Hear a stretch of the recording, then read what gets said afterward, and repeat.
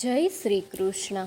કુરુક્ષેત્રની યુદ્ધ ભૂમિમાં ભગવાન શ્રી કૃષ્ણ અર્જુનને કર્મ, જ્ઞાન અને ધ્યાનના રહસ્યો સમજાવી ચૂક્યા હતા.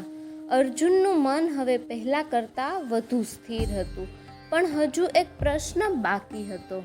ભગવાનને સાચા અર્થમાં કેવી રીતે જાણી શકાય? આ સમગ્ર સૃષ્ટિનું રહસ્ય શું છે? ભગવાન દરેક જગ્યાએ કેવી રીતે હાજર છે? અને લાખો લોકોમાંથી થોડા જ લોકો ભગવાનને સાચા સ્વરૂપમાં કેમ ઓળખી શકે છે? આ બધા પ્રશ્નોના જવાબ મળે છે શ્રીમદ ભગવદ્ ગીતાના અધ્યાય 7માં જ્ઞાન વિજ્ઞાન યોગમાં. ભગવાન શ્રી કૃષ્ણ અર્જુનને કહે છે, હે પાર્થ, મારામાં મન લગાવીને મારો આશ્રય લઈને તું મને સંપૂર્ણ રીતે જાણી શકીશ. હવે હું તને એવું જ્ઞાન અને વિજ્ઞાન કહું છું જે જાણ્યા પછી જાણવાનું કંઈ બાકી રહેશે નહીં.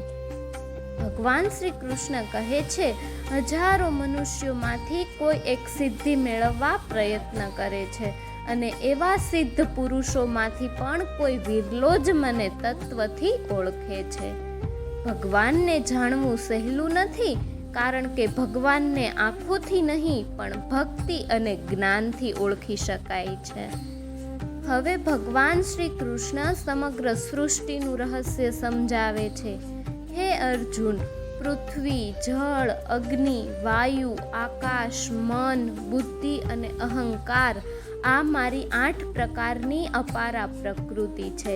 પણ આનાથી પણ શ્રેષ્ઠ મારી બીજી પ્રકૃતિ છે જે જીવાત્મા રૂપે સમગ્ર જગતને ધારણ કરે છે. ભગવાન શ્રી કૃષ્ણ કહે છે, હે પાર્થ, મારા સિવાય બીજું કોઈ પરમ સત્ય નથી. આખું જગત મારી અંદર જ ગૂંથાયેલું છે. જે રીતે દોરામાં મોતી ગૂંથાયેલા હોય છે, એ જ રીતે સમગ્ર સૃષ્ટિ મારામાં સ્થિર છે. હે અર્જુન, હું જ પાણીનો સ્વાદ છું, સૂર્ય અને ચંદ્રનો પ્રકાશ છું, વેદોમાંનો ઓમકાર છું, આકાશનો શબ્દ છું અને મનુષ્યોનું પૌરુષ છું. હું પૃથ્વીની પવિત્ર સુગંધ છું, અગ્નિનું તેજ છું, દરેક જીવનું જીવન છું અને તપસ્વીઓનું તપ છું. ભગવાન શ્રી કૃષ્ણ હવે માયાનું રહસ્ય સમજાવે છે. આ સમગ્ર જગત સત્વ, રજસ અને તમસ આ 3 ગુણોથી મોહિત છે અને આ કારણથી લોકો મને ઓળખી શકતા નથી.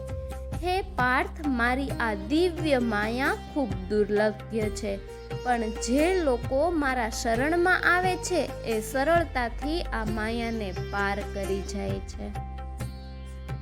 ભગવાન શ્રી કૃષ્ણ કહે છે, 4 પ્રકારના લોકો મારી ભક્તિ કરે છે: દુઃખી, જિજ્ઞાસુ, ધનની ઈચ્છાવાળા અને જ્ઞાની.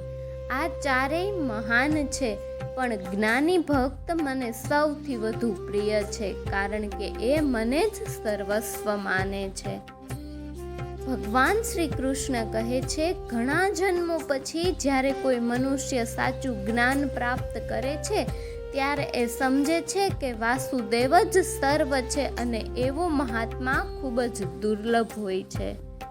હે અર્જુન, જે લોકો પોતાની ઈચ્છાઓથી પ્રેરિત હોય છે એ વિવિધ દેવતાઓની ઉપાસના કરે છે અને હું જ એમની શ્રદ્ધાને સ્થિર કરું છું, પણ એમને મળતું ફળ નાશવંત હોય છે, જ્યારે મારી ભક્તિ કરનાર મને જ પ્રાપ્ત કરે છે. કેટલાક લોકો મને સામાન્ય મનુષ્ય સમજે છે, કારણ કે તેઓ મારા પરમ દિવ્ય સ્વરૂપને જાણતા નથી. હું અજન્મા છું, અવિનાશી છું અને સમગ્ર સૃષ્ટિનો સ્વામી છું. ભગવાન શ્રી કૃષ્ણ કહે છે, હે અર્જુન, ભૂતકાળ, વર્તમાન અને ભવિષ્ય હું બધું જાણું છું, પણ મને સાચા અર્થમાં બહુ ઓછા લોકો ઓળખે છે. જે લોકો પાપોથી મુક્ત થઈને મારી ભક્તિ કરે છે અને મને સર્વોચ્ચ પરમાત્મા તરીકે ઓળખે છે, એ લોકો અંતિમ ક્ષણમાં પણ મને યાદ રાખે છે અને મને જ પ્રાપ્ત કરે છે. કુરુક્ષેત્રની યુદ્ધ ભૂમિમાં ભગવાન શ્રી કૃષ્ણ અર્જુનને સમજાવી રહ્યા હતા કે ભગવાન કોઈ એક સ્થાનમાં બંધાયેલા નથી. ભગવાન દરેક જગ્યાએ છે, દરેક જીવમાં છે, દરેક શ્વાસમાં છે અને સમગ્ર સૃષ્ટિમાં વ્યાપેલા છે. જે મનુષ્ય આ સત્યને સમજી લે છે એના માટે આખું જીવન બદલાઈ જાય છે. આગળના અધ્યાયમાં ભગવાન શ્રી કૃષ્ણ અક્ષર બ્રહ્મ યોગનું દિવ્ય રહસ્ય સમજાવશે. જય શ્રી કૃષ્ણ.